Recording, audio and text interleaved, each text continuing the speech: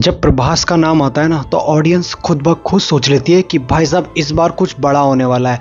और जब कहानी का जॉनर हॉरर कॉमेडी हो ना तो ऑडियंस की एक्सपेक्टेशन और भी ज़्यादा बढ़ जाती है। पर राजा साहब मूवी देखकर आपको ऐसा लगेगा ना कि आइडिया तो बहुत अच्छा था, पर उस आइडिया का एग्जीक्यूट करना इन लोगों को बहुत भारी पड़ गया। मूवी हर जगह फेल होती है, हर जगह पर। फिल्म की कहानी एक रॉयल राजकुमारी के आसपास घूमती है जहाँ पर भूत, पैसा, मिस्ट्री, हर चीज़ दिखाई जाती है कॉमेडी के साथ साथ। ये सब सुनने में आपको कितना एक्साइटिंग लगा ना, लेकिन ये सब इतनी बुरी तरीके से कंफ्यूज कर देता है कि आपको पता नहीं लगता कि मूवी कहाँ जाना चाहती है। मूवी हॉरर है, कॉमेडी है, मिस्टीरियस है, ये सब कुछ एक डायरेक्शन लेस डायरेक्टर का विजन है जो पूरी तरीके से मूवी को गलत डायरेक्शन में ले जाता है। किसी डायरेक्शन में लेके ही नहीं जाता है।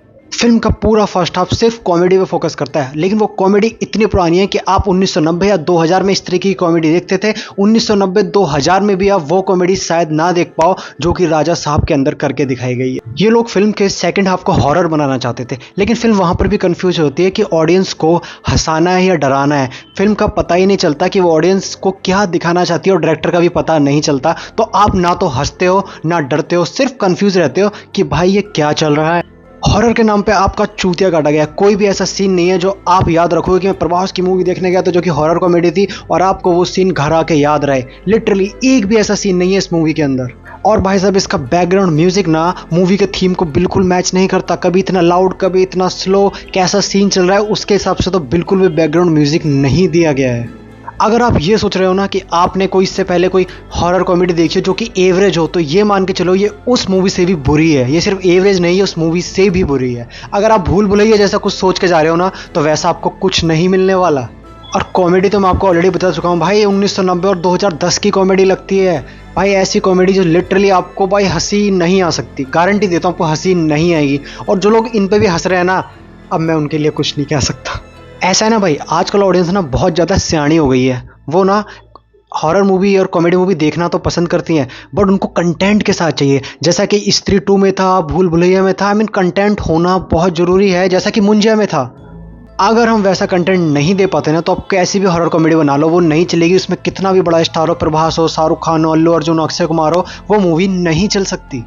प्रभास भाई अपनी तरफ से पूरी कोशिश करते हैं कि इस मूवी को संभाल सकें, बट इतनी खतरनाक और बेकार कहानी और भाई डायरेक्शन का जो विजन वो इतना बकवास था, तो वो बंदा क्या ही कर लेता। कुछ नहीं कर सकता था वो बंदा। प्रभास भी नहीं बचा सकता इस मूवी को। मुझे तो ऐसा लगता है कि डायरेक्टर ने प्रभास को बताया नहीं था कि भाई आपको किस तरीके का रोल करना है, आपको ज़्यादा इंटेंस दिखना है या आपको कॉमेडी करनी है, आपको डिसेंट लगना है। प्रभास को लगता है कहीं सही से डायरेक्शन ही नहीं दिए गए थे। सपोर्टिंग कैरेक्टर जो हॉरर कॉमेडी फिल्मों में बेसिकली जान होते हैं, इस फिल्म के अंदर वो सपोर्टिंग कैरेक्टर की कोई कहानी तक नहीं होती। बस एवी लगे हुए हैं आगे पीछे जिनके कोई कहानी नहीं है, कोई सर पैर नहीं है। वो आपको और भी ज़्यादा बुरे लगते हैं। मारुति का डायरेक्शन बहुत ही ज़्यादा कन्फ्यूज़न लगता है। अगर वो किसी एक चीज़ को लेके मूवी पर फोकस होते तो शायद मूवी बैलेंस हो सकती थी, बट भाई साहब लिटरली ऐसा लगता है किसी बच्चे ने ये मूवी डायरेक्ट की हो। और भाई साहब मूवी के VFX सरप्राइजिंगली इतने बकवास है ना। प्रभास जैसा हीरो, इतना बड़ा बजट, उसके बाद आप इतने गंदे ग्राफिक्स दिखाते हो यार। कहीं तो मूवी को बचा लेते भाई, ग्राफिक्स ही अच्छे दिखा देते। वो भी बहुत ही ज़्यादा वाहियात थे। फिल्म ऑलमोस्ट 3 घंटे की है। भाई इसको ट्रिम किया जा सकता था। इतने लंबे लंबे सीन है जिनकी ज़रूरत भी नहीं थी। 1-1.5 घंटे बाद तो लोगों को ये लगने लगता है कि भाई फिल्म इससे ज़्यादा देख पाऊंगा या नहीं, जो मेरा हाल हुआ था। 1.5 घंटे बाद, 1 घंटे बाद मुझसे मूवी बर्दाश्त नहीं हो रही थी। सिर्फ मैं इस उम्मीद में बैठा था कि अब कुछ अच्छा होगा, अब कुछ अच्छा होगा, और कुछ भी नहीं होता। राजा साहब फेल क्यों हुई? सबसे पहला कंफ्यूज जॉनर, डायरेक्टर को पता नहीं था क्यों बना रहा है। VFX बहुत ज़्यादा बुरे, स्टोरी बहुत ज़्यादा बुरी, और उसके साथ साथ जो मूवी का सबसे ज़्यादा बुरा है वो है म्यूज़िक। इतना लाउड म्यूज़िक कौन सुनता है भाई? इतना लाउड म्यूज़िक नहीं होना चाहिए। और 2000 की कॉमेडी, 2009, 5, 4 में जो कॉमेडी आती थी उससे भी बदतर कॉमेडी दिखा रहे हो। ये सब रीज़न है कि भाई राजा साहब बॉक्स ऑफिस से बहुत बुरी तरीके से फेल होने वाली है। फाइनल वर्डिक्ट, राजा साहब एक मिस्ड अपॉर्चुनिटी है।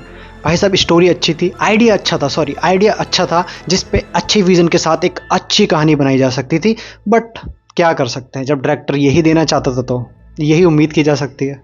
सो भाई ये मूवी मैं आपको बिल्कुल भी रिकमेंड नहीं करूंगा। हाँ, अगर आप प्रभास के डाई हार्ड फैंस हो जैसे कि मैं हूं और मैंने एक बार देख ली तो ही आप जाके देखो, वरना जब भी जैसे भी ये डाउनलोड करके देख लो या फिर टीवी पर आ जाएगी तब देख लेना, क्योंकि पैसे बर्बाद होने वाले हैं। लिटरली आपके पैसे बर्बाद होने वाले हैं। अगर आपको ऑनेस्ट और नो फिल्टर रिव्यूज़ पसंद है तो मेरे चैनल को सब्सक्राइब करो और कमेंट करके मुझे बताओ राजा साहब आपको कैसी लगी।